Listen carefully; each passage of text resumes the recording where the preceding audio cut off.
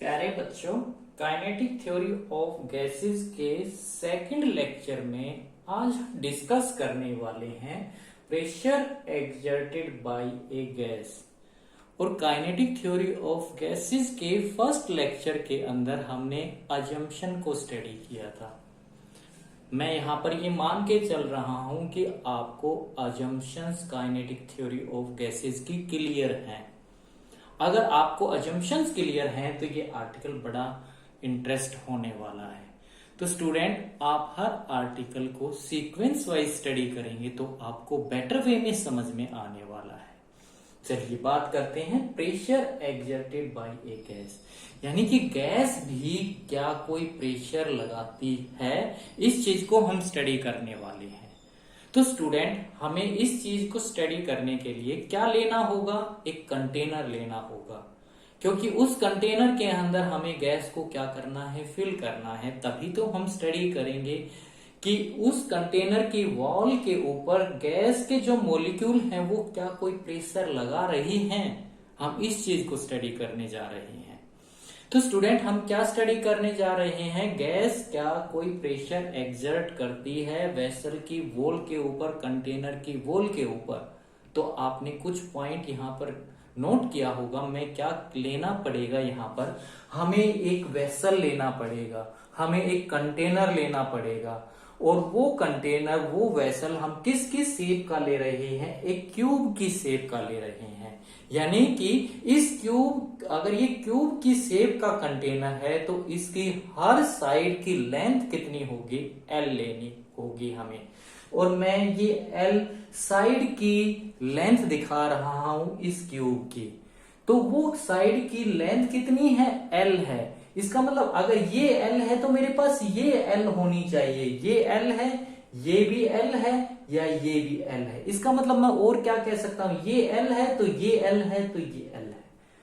तो इस क्यूब की वॉल्यूम कितनी होनी होगी स्टूडेंट? इस क्यूब की जो वॉल्यूम होगी हमारे पास, वो कितनी बनने वाली है? वॉल्यूम ऑफ द क्यूब कितनी हो जाएगी हमारे पास? Volume of cube that is equal to, या वॉल्यूम ऑफ द कंटेनर या वॉल्यूम ऑफ द वेसल कितनी हो जाएगी जिसके अंदर हमें गैस को फिल करना है?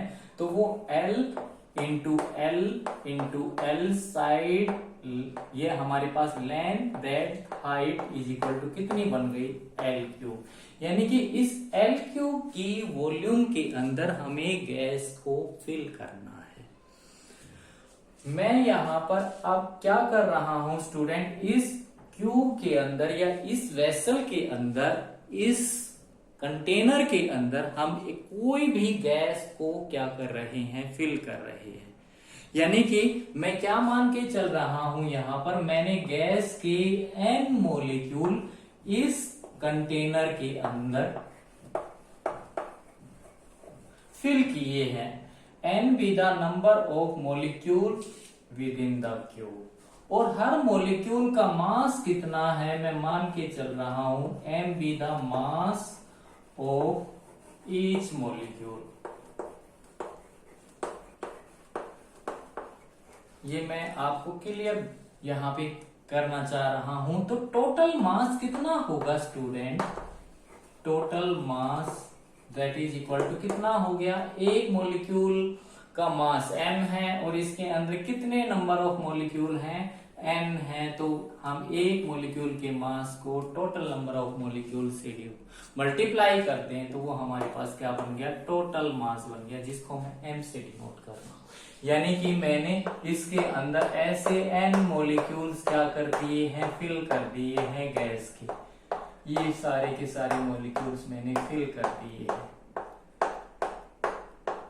इसके अंदर। अब वॉल कौन कौन सी है? देखिए हमारे पास एक इस कंटेनर की वॉल ये है A, B, C और D। दूसरी वॉल कौन सी है? इधर है E, F, सपोज करो मैं ये ले रहा हूं E, F, G, H। और ऐसे एक ऊपर वॉल होगी, एक ऐसे नीचे वॉल होगी, एक जैसे हम अपने कमरे को देखें, एक ये वॉल होगी, एक इसके इधर वॉल होगी, एक इसके इस साइड वॉल होगी, एक इसके इस साइड वॉल होगी, एक फर्श होगा हमारा और एक छत होगी।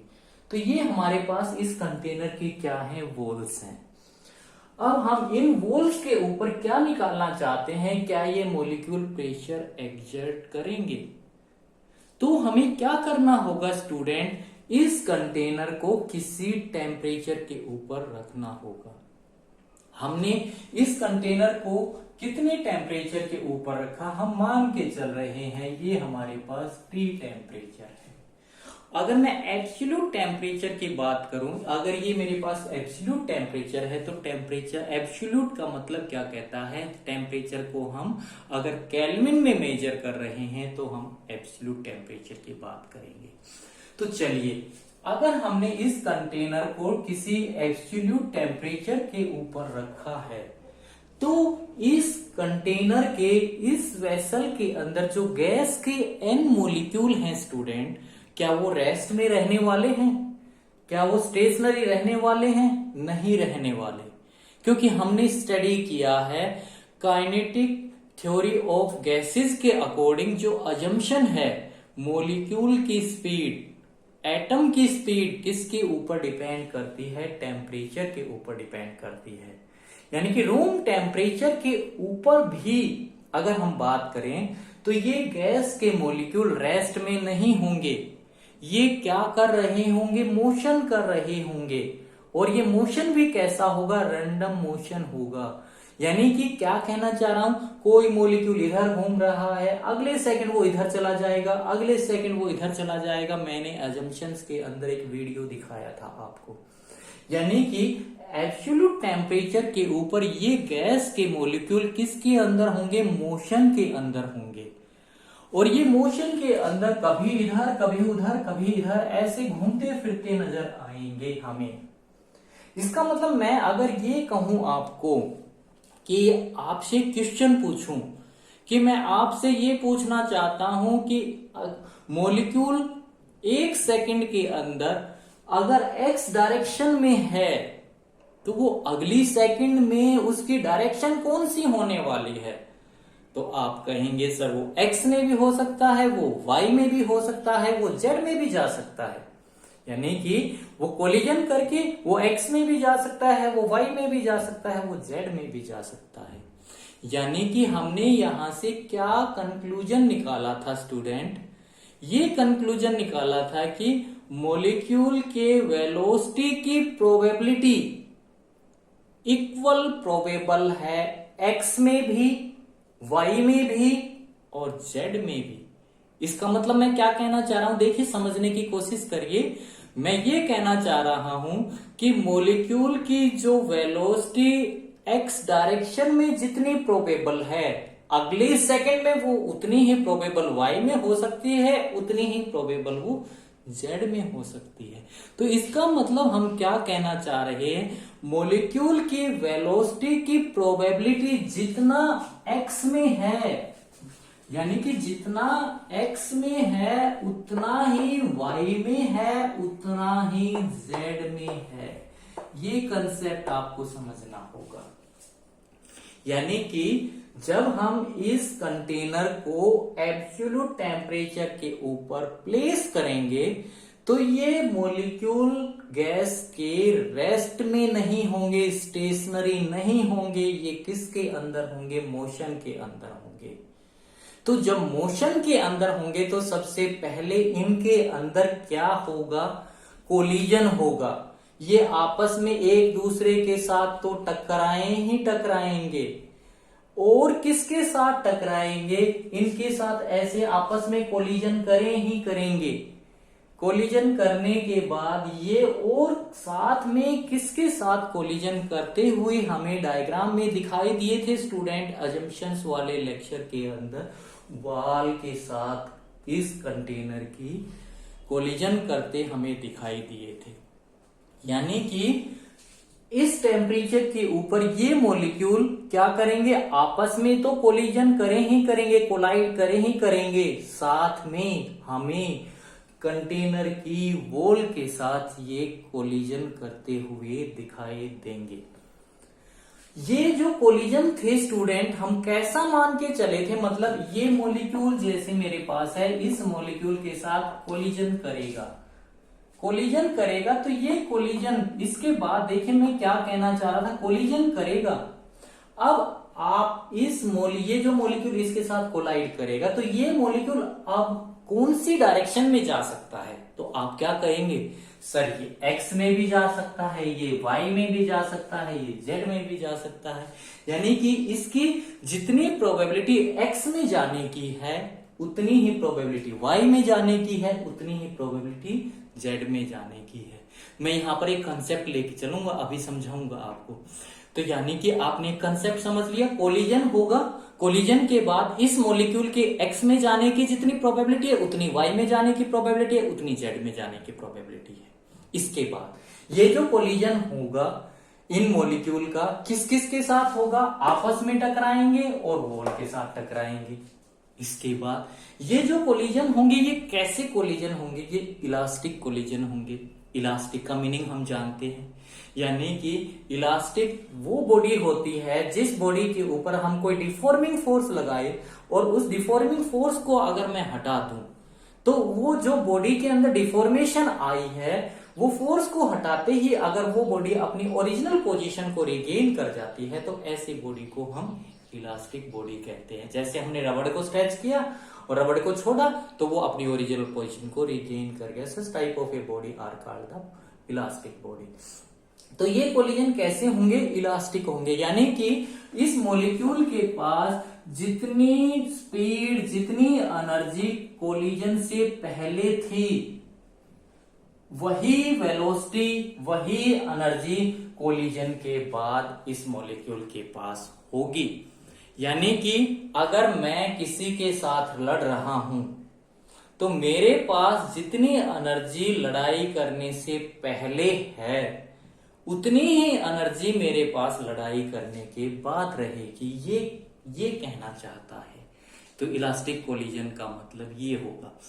इसके बाद अब मैं ये कह रहा हूं कि हम ये जो कोलिजन होंगे 1 सेकंड के अंदर, यहां पर जो मैंने क्या देखा 1 सेकंड के अंदर कितने कोलिजन हो रहे हैं स्टूडेंट, बिलियंस ऑफ कोलिजन हो रहे हैं।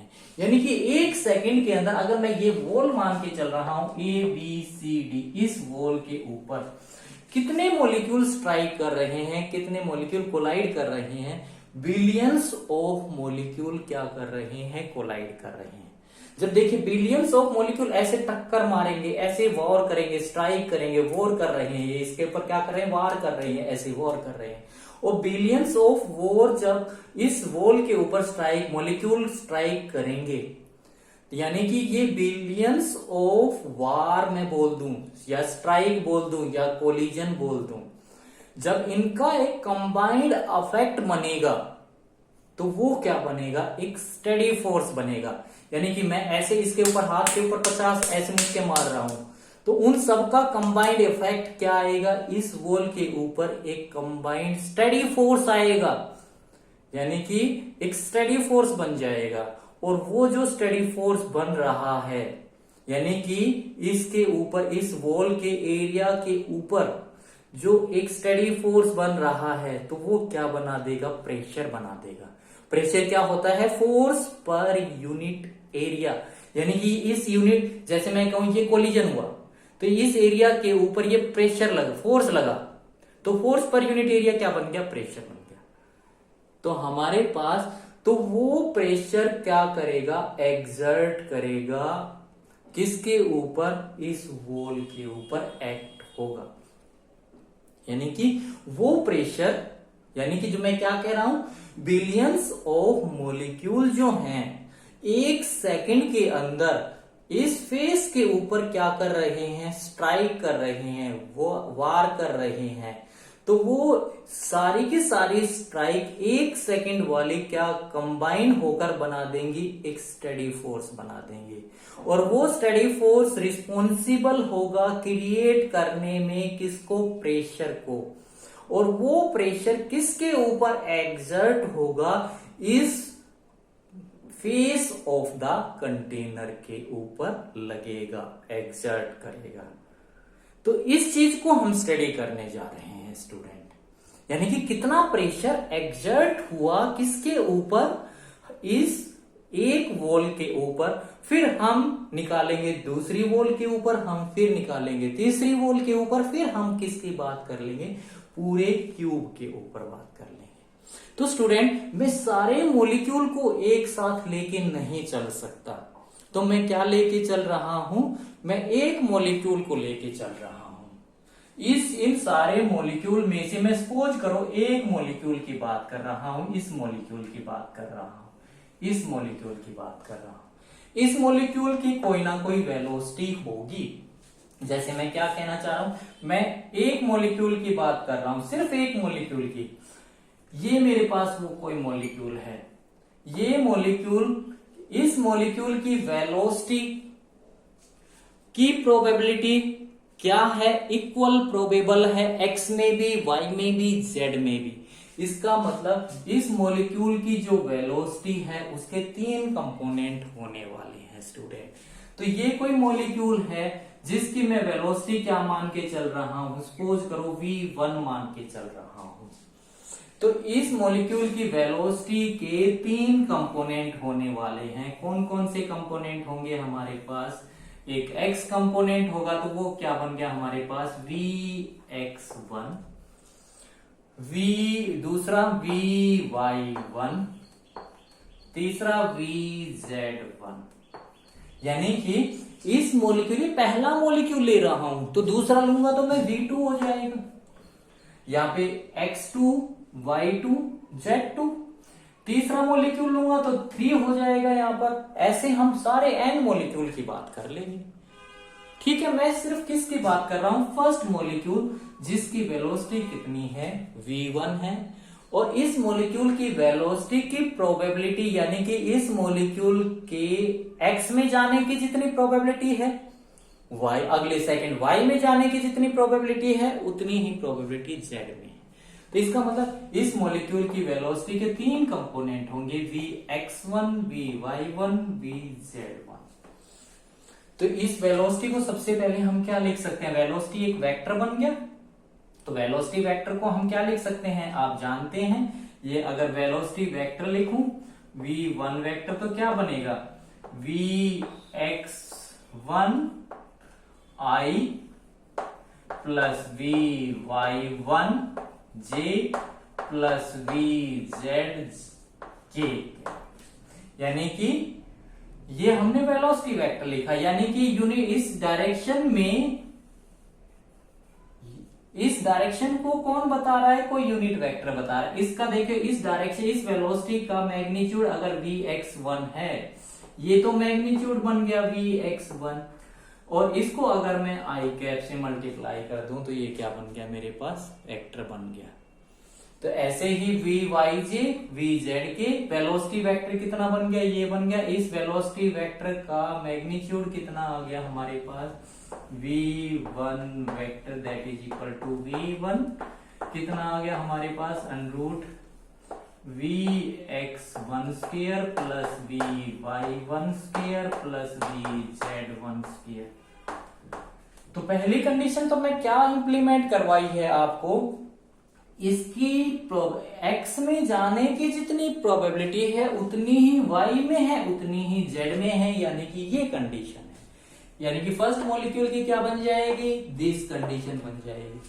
तो हम यहां पर ये कंडीशन भी लगा सकते हैं। तो v1 इज इक्वल टू क्या बन गया, √ 3x1 square is equal to 3vx1 square is equal to जितनी है उतनी ही √ 3vy1 square is equal to and so on so forth, ऐसे बनती चलेगी हमारे पास, क्योंकि this is equal to this, तो ये बराबर होंगे। 1 2 3 3 ये बन जाएगा हमारे पास। स्क्वायर करेंगे तो ये हमारे पास क्या बन गया, v1 square is equal to 3vx1 square is equal to 3vy1 square is equal to, ऐसे ही आप लिख लो 3vz1 स्क्वायर, इसके बराबर हो जाएगी। इक्वल टू इसमें भी लिख लेना √3vz का square. That is equal to this, ये बनने वाली है हमारे पास स्टूडेंट। यानी कि ये आउट ऑफ स्केल जा रहा था, तो मैं इसको, ये आप देख लीजिएगा, इसको थोड़ा सा स्पेस देके इक्वल टू यहाँ पे लिख दूं, या तो ये इज इक्वल टू, यानी कि ये कंडीशन हमारे पास इनके बराबर ऐसे मैं लिख देता हूं यहाँ पर √3 VZ का स्क्वायर। ठीक है, तो यहां से हम इसका स्क्वेयरिंग करेंगे बोथ साइड, तो क्या बन जाएगा V1 square is equal to 3VX1 square is equal to 3VY1 square is equal to 3VZ1 square. तो यहां से हम Vx1 निकाल सकते हैं, यहां से निकलेगा तो ये ऐसे ही √3 ये आ गया, ये यहां से हटाएंगे तो ये आ गया, तो यहां से ये हटाएंगे, तो यानी कि इनकी वैल्यू को मैं ये लिख सकता हूं। तो आप इतना कंसेप्ट तो आप क्लियर हो चुका होगा। यानी कि मैं क्या कहना चाह रहा हूं, मैं सारे n मॉलिक्यूल की एक साथ बात नहीं करने वाला, मैं सिर्फ एक मॉलिक्यूल ले रहा हूं जिसकी वेलोसिटी v1 है। इसके बाद मैं क्या कह रहा हूं, इस वेलोसिटी की प्रोबेबिलिटी, इस मॉलिक्यूल की वेलोसिटी की प्रोबेबिलिटी इक्वल प्रोबेबल है x में भी, y में भी, z में भी। ठीक है, तो हमने क्या किया यहां से, अब मैं इस मॉलिक्यूल का केवल क्या ले रहा हूं, x कंपोनेंट ले रहा हूं। यानी कि ये जो मॉलिक्यूल है वो केवल उसका जो मोशन मैं कंसीडर कर रहा हूं वो केवल x डायरेक्शन में ले रहा हूं, फिर मैं y में स्टडी कर लूंगा, फिर मैं z में स्टडी कर लूंगा। चलिए, यानी कि हम क्या बात कर रहे हैं, जो ये हमारा मॉलिक्यूल है वो केवल x डायरेक्शन में मोशन कर रहा है। तो यानी कि देखिए, ये मॉलिक्यूल, एक वोल इधर है, एक वोल इधर है, ऐसे वोल है, इनके बीच का डिस्टेंस कितना है, एक वोल ये है, एक वोल ये है, और इनके बीच का डिस्टेंस ये मेरे पास L है, ये डिस्टेंस L है। अब ये मॉलिक्यूल देखिए, यहां से इस वॉल के ऊपर स्ट्राइक करके चला, यहां से कोलिजन करके ऐसे आएगा और इस वॉल के ऊपर स्ट्राइक करेगा। इसके बाद कोलिजन करने के बाद मैं यहां पर देख लू, यहां से ये मॉलिक्यूल ऐसे x डायरेक्शन में मूव कर रहा है। किस वेलोसिटी से मूव कर रहा है, Vx1 वेलोसिटी से मूव कर रहा है। इसके पास कितना मोमेंटम है, इसका मतलब मास m है, वेलोसिटी Vx1 है, तो ये कितने मोमेंटम के साथ x डायरेक्शन में मूव कर रहा है, पॉजिटिव x डायरेक्शन में mvx1, यानी कि mvx1 मोमेंटम के साथ ये मॉलिक्यूल x डायरेक्शन में मूव कर रहा है। इसके बाद इस मोमेंटम को हम क्या कह सकते हैं, ये इस मॉलिक्यूल का इनिशियल मोमेंटम है। इस इनिशियल मोमेंटम के साथ ये मॉलिक्यूल इस वॉल के ऊपर क्या करता है, स्ट्राइक करता है। स्ट्राइक करने के बाद मैं ये कह रहा हूं, ये y में नहीं जा रहा है, ये z में नहीं जा रहा है, ये किस में जा रहा है, केवल x में जा रहा है। तो x में अब इसकी डायरेक्शन कैसी हो जाएगी, रिवर्स हो जाएगी। पहले तो ऐसे पॉजिटिव डायरेक्शन में जा रहा था, अब यानी कि चेंज आएगा, किस में आएगा, मोमेंटम में चेंज आएगा। और मोमेंटम में कितना चेंज आएगा, ओनली इसकी किस में आएगा, डायरेक्शन में चेंज आएगा। तो इसकी जो मोमेंटम बन जाएगा वो कितना बन जाएगा, अब -mvx1। पहले ऐसे जा रहा था, अब ऐसे आ गया। यानी कि इस यहां से देखिए mvx मोमेंटम के साथ इस वॉल के ऊपर स्ट्राइक करता है, इसके बाद इसके अंदर मोमेंटम के अंदर चेंज आता है। ओनली चेंज कितना आता है, डायरेक्शन में चेंज आता है, और कितना बन गया, -mvx1, इतना इस डायरेक्शन में मूव करने लग गया। तो ये क्या बन गया मेरे पास, स्टार्टिंग, ये मेरे पास फाइनल, ये मेरे पास इनिशियल, ये मेरे पास फाइनल मोमेंटम बन गया इस मॉलिक्यूल का x डायरेक्शन में। तो चेंज इन मोमेंटम कितना आया स्टूडेंट, मैं क्या निकाल लू, चेंज इन, ये मेरे पास क्या बन, इनिशियल मोमेंटम बन गया मेरे पास, ये मेरे पास क्या बन गया, फाइनल मोमेंटम। तो हमारे पास हमने क्या देखा, क्या कोई चेंज आया है मोमेंटम में, चेंज इन मोमेंटम।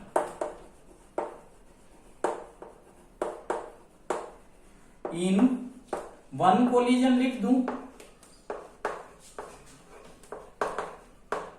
या ईच कोलिजन लिख दूं मैं, यही तो आने वाला है। ये कितना बनेगा, final minus initial, final momentum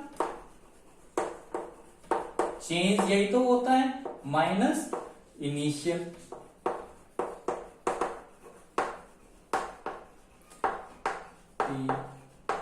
तो ये कितना है final, minus M V X one minus initial कितना है एम वी एक्स वन, तो ये कितना बन गया, minus two M V X one.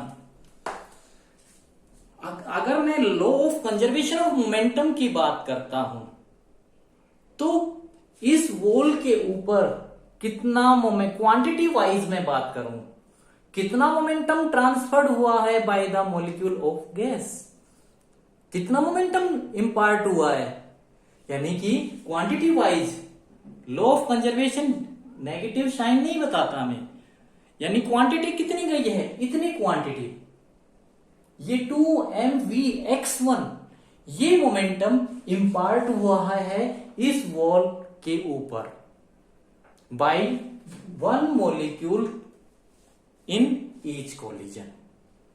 ठीक है, तो यानी कि मोमेंटम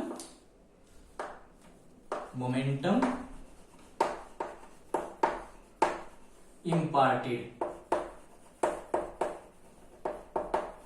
by the molecule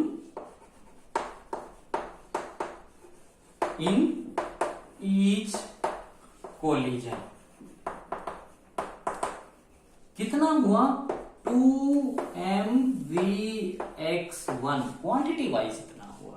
ऐसा क्या कौन कहता है, बाय डेफिनेशन बताते हैं law of conservation of momentum. हमारे पास इतना मोमेंटम इंपार्ट हुआ, कितने टाइम में हुआ, मतलब हम कितने टाइम में हुआ, ये ऐसे नहीं हुआ कि एकदम से हो गया, 1 सेकंड में हुआ, 2 में हुआ, 3 में हुआ, हमें यही तो निकालना है। ये मोमेंटम इंपार्ट हुआ इस वॉल ऑफ द कंटेनर के अंदर कितने टाइम में, time taken by the molecule in each collision. हम जानते हैं ना वेलोसिटी इज इक्वल टू क्या होता है, डिस्टेंस अपॉन टाइम। तो हम क्या निकालना चाहते हैं, टाइम डिस्टेंस अपॉन वेलोसिटी। तो डिस्टेंस कितना होगा, देखिए ये वॉल यहां से किया, कोलिजन हुआ, फिर यहां से ऐसे आया, एक कोलिजन हुआ, इसके बाद फिर ये कोलिजन करेगा, ये जाने में और ये आने में। देखिए मैं क्या कहना चाह रहा हूं, ये एक वॉल है, ये एक वॉल है, इन दोनों के बीच में डिस्टेंस कितना है, L डिस्टेंस है। ये मॉलिक्यूल यहां से mvx मोमेंटम के साथ गया है, कोलिजन किया, इसके बाद mvx के साथ वापिस आया है। दूसरा कोलिजन कब होगा, यानी कि ये जाने में और ये आने में, टाइम के बाद, फिर यहां से फिर ये जाएगा, कोलिजन करेगा और फिर वापिस आएगा।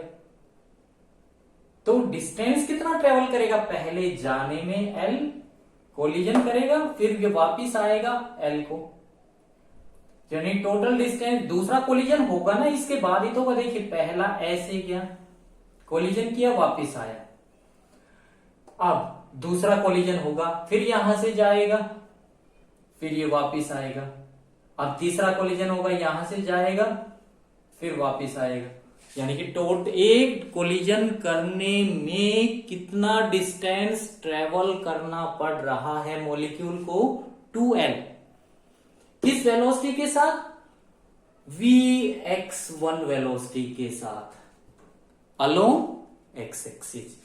तो कितना टाइम आ गया यहां से, डिस्टेंस तो कितना बन गया मेरे पास 2L, वेलोसिटी कितनी बन गई vx1।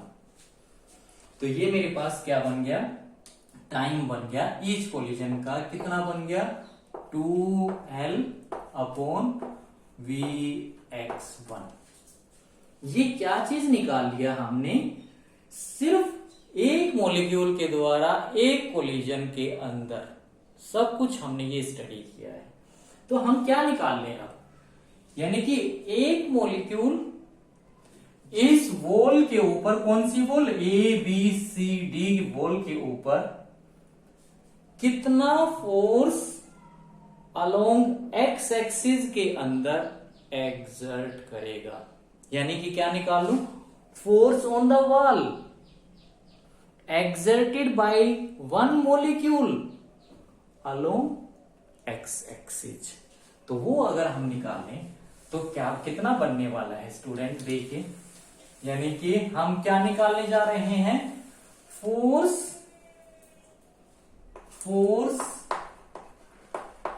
On the wall on the wall due to या exerted due to one molecule along x axis, और by Newton second law of motion हम जानते हैं फोर्स क्या होता है, force is equal to the change in momentum divided by change in time, dp by dt, ये होता है। तो ये हम निकाल ले, force is a vector quantity. तो ये कितना आ गया स्टूडेंट, मोमेंटम इतना, change in momentum 2m vx1 divided by time 2l upon vx1, ये स्क्वायर बन गया ऊपर जाकर, 2 से 2 कट गया, ये कितना आ गया हमारे पास, mvx1 स्क्वायर अपॉन l। आप इस v को स्मॉल भी ले सकते हैं, मैंने यहां पर कैपिटल V की फॉर्म में ले रखा है। तो ये हमने क्या निकाला, force on the wall due to one molecule along X axis. अब मैं क्या निकाल सकता हूं, force on the wall due to molecules along X axis. ये एक का निकाला, ऐसे सेकंड का निकाल लेंगे, ऐसा थर्ड का निकाल लेंगे, और फिर उन सबको हम क्या कर देंगे, एड अप कर देंगे। यानी कि टोटल फोर्स कितना आ जाएगा, total force on the wall due to molecules along X axis, ये आपको लिखना है, force on the wall due to n molecules along x axis। कितना बन जाएगा, F1, ये यानी कि यहां 1 का है तो F1 आ जाएगा, plus F2 plus F3 plus and so on Fn vector, ये आ जाएगा हमारे पास। तो इनको सबको जोड़ोगे तो कितना बन जाएगा स्टूडेंट, देखिए,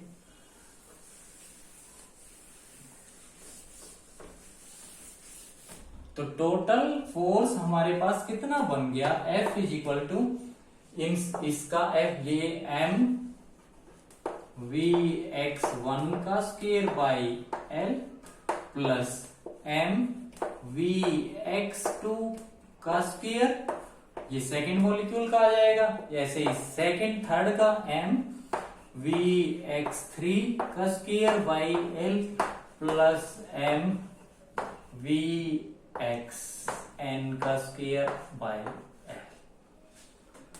ये आ गया हमारे पास। तो यहां से m बाई l निकाल लो कॉमन,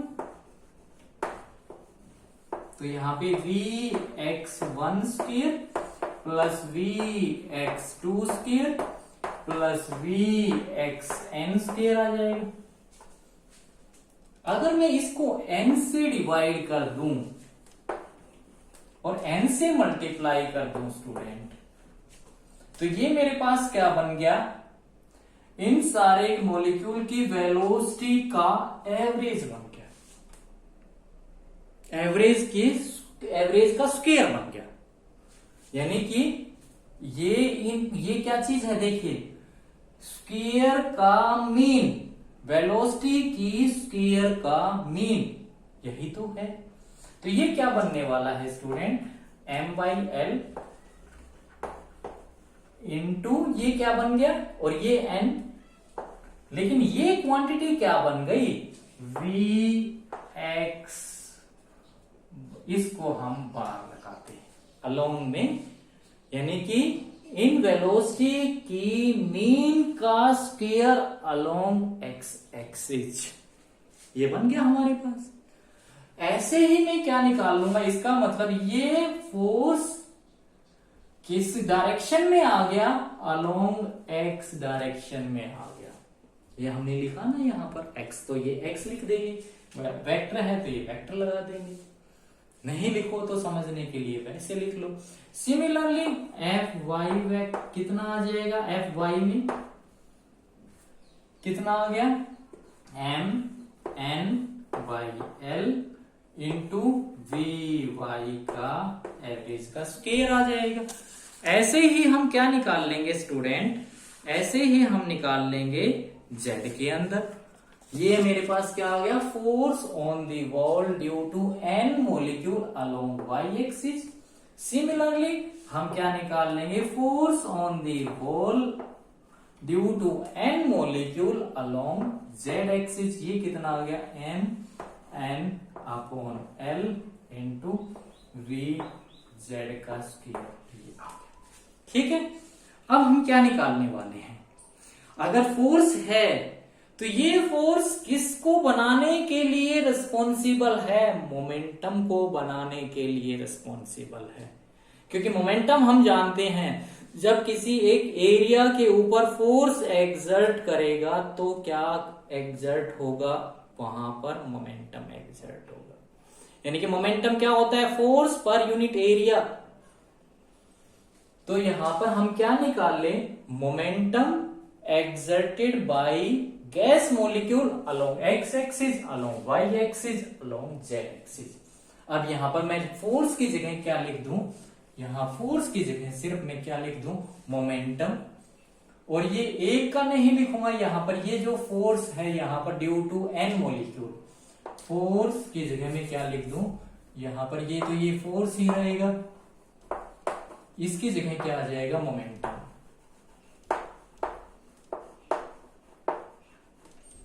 मोमेंटम कितना आ गया, momentum on the wall due to N molecule along X axis. ये क्या बन जाएगा हमारे पास स्टूडेंट, बताइए। अब ये हमारे पास बन जाएगा force per unit area, force जो एक्स एक्सिस के अंदर है अपॉन एरिया। तो कितना है हमारे पास, ये है एम एन फोर्स तो V X bar square upon area कितना है हमारे पास इसका, अपॉन एल था ये, एरिया कितना इंटू एरिया, और एरिया कितना साइड इंटू साइड, क्यूब है तो एल स्क्वायर। तो ये कितना बन गया, दैट इज इक्वल टू, यानी कि पी एक्स कितना बन गया। इसको स्टूडेंट आप वेक्टर की ये कंपोनेंट है, ठीक है। तो यहां पर ये कितना बन गया, that is equal to M N V X bar का स्क्वायर अपॉन एल क्यूब। और मैंने एल क्यूब बताया था, एल क्यूब क्या चीज है, वॉल्यूम ऑफ दैट क्यूब। तो ये क्या बन गया हमारे पास, वॉल्यूम। और एम एन मैंने बात की थी, टोटल मास बन गया। तो ये क्या बन गया हमारे पास, इसको हम ये भी लिख सकते हैं, इस क्वांटिटी को यहां से मैं इसको रब कर दूं, तो इस क्वांटिटी को हम क्या लिख सकते हैं, capital M by V into V X bar का स्क्वायर। ठीक है, आप इसको स्मॉल वी भी ले लेना, कोई कंफ्यूजन नहीं, मैं कैपिटल वी ले रहा हूं हर जगह पर, स्मॉल वी ले लेना, सी ले लेना, चाहे कुछ भी ले लेना। तो ये हम सिमिलरली क्या निकाल लेंगे, momentum exerted by gas molecule along Y axis, या momentum on the wall due to N molecule along Y axis. कितना बन जाएगा यहां पर, M small M into N V Y bar square upon volume, या ये कितना बन जाएगा, M by V into V Y bar का स्क्वायर। सिमिलरली मैं क्या निकाल लूं, जेड डायरेक्शन में निकाल लूं। पी जेड कितना बन जाएगा, momentum, that is equal to M N by V into V Z bar square. ये कितना बन जाएगा, M by V into V Z bar square. अब देखिए हमारे पास मैंने क्या कहा है, इस there is no preferred direction, मैंने कोई प्रेफर्ड डायरेक्शन नहीं कहा, यानी कि gas exert equal pressure along in all direction, along all direction. मतलब हमने क्या कहा है, जितनी प्रोबेबिलिटी प्रेशर इस डायरेक्शन में आएगी उतनी ही प्रोबेबिलिटी इस बॉल के ऊपर आ सकती है। यानी कि there is no preferred direction, कोई भी प्रेफरेंस नहीं दी हमने। हम क्या मान के चले हैं, जितनी प्रोबेबिलिटी x में है उतनी ही प्रोबेबिलिटी y में है, उतनी ही प्रोबेबिलिटी z में है। यानी कि इसका मतलब क्या, gas exert equal pressure in all direction. Gas के जो मॉलिक्यूल है ना वो क्या लगाएंगे, इक्वल प्रेशर लगाएंगे, जितना x में लगा रहे हैं उतना y में लगा रहे हैं उतना z में लगा रहे हैं। तो हमारे पास एक कंडीशन आ गई ना, gas exert equal pressure in all direction, जितना प्रेशर x में लगा रही है, यानी कि हमारे पास कंडीशन क्या आ गई, गैसेस एक्सर्ट, हम जानते हैं gases exert equal pressure in all direction.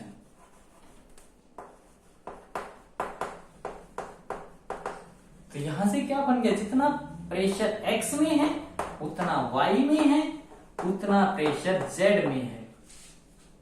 और ये मैं मान के चल रहा हूं कितना है, x में भी p है, y में भी p है, z में भी p है। मान लिया हम से। तो मैं यहां से क्या निकाल सकता हूं अब, P X plus P Y plus P Z, ये निकाल सकता हूं। तो ये कितना बन जाएगा, 3p बन जाएगा। लिख सकते हैं हम इसको। तो p की वैल्यू अगर मैं निकालना चाहूं तो यहां से ये 1 3 हट जाएगा, क्योंकि ये p और ये p, टोटल p कितना बन गया, 3p बन गया ना। तो यहां से p की जब वैल्यू निकालेंगे हम तो कितना बनने वाला है स्टूडेंट, यहां से देखिए,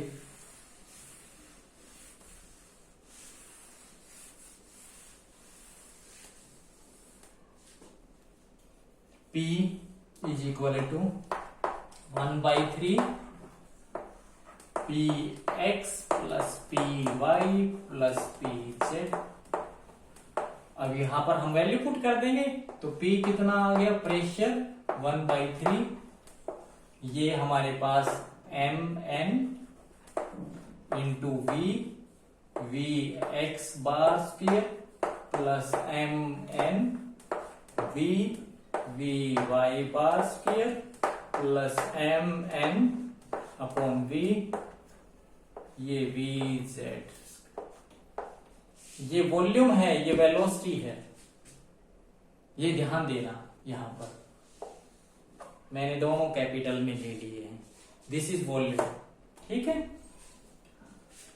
तो यहां से P इज इक्वल टू क्या बन गया, 1/3 m small m into n by capital V।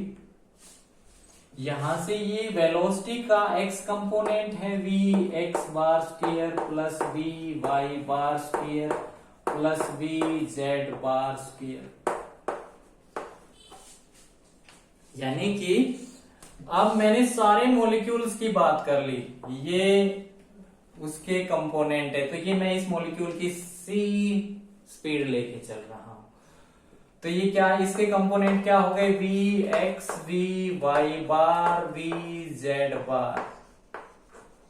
तो इसका मतलब सी स्क्वायर की value root mean square speed of the molecule कितनी आ जाएगी, C square is equal to लिख सकते हैं ना हम V X bar square plus V Y bar square plus V Z bar square, ये लिख सकते हैं।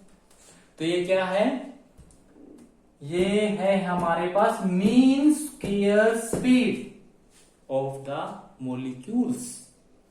ये हमारे पास क्या बन गई, mean square speed of the gas molecules बन गई। तो यहां से हम इसको क्या लिख सकते हैं, that is equal to C square. यहां पर जैसे ये वी एक्स बार स्क्वायर था plus V Y bar square था plus V Z bar square था, इसको हम ये क्या लिख सकते हैं, इसको हम लिख सकते हैं that is equal to P is equal to 1/3 M N upon V, और इसको मैंने लिख दिया C square, mean square speed of gas molecule. तो यहां से स्टूडेंट स्मॉल सी है, इसको स्मॉल सी ले लेना।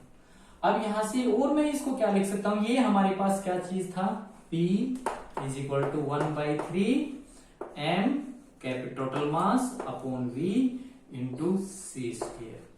और मैं क्या लिख सकता हूं, P V is equal to 1/3 M C square. तो इतना प्रेशर एग्जर्ट होगा गैस के द्वारा। तो pressure exerted by a gas कितना आएगा, इतना आने वाला है। तो स्टूडेंट ये बहुत इंपॉर्टेंट आर्टिकल है। अगर आपको ये लेक्चर पसंद आए तो स्टूडेंट्स आपको मेरे परिवार को बढ़ाने के लिए मेरे चैनल को सब्सक्राइब करना होगा, लाइक करना होगा, शेयर करना होगा। Thank you.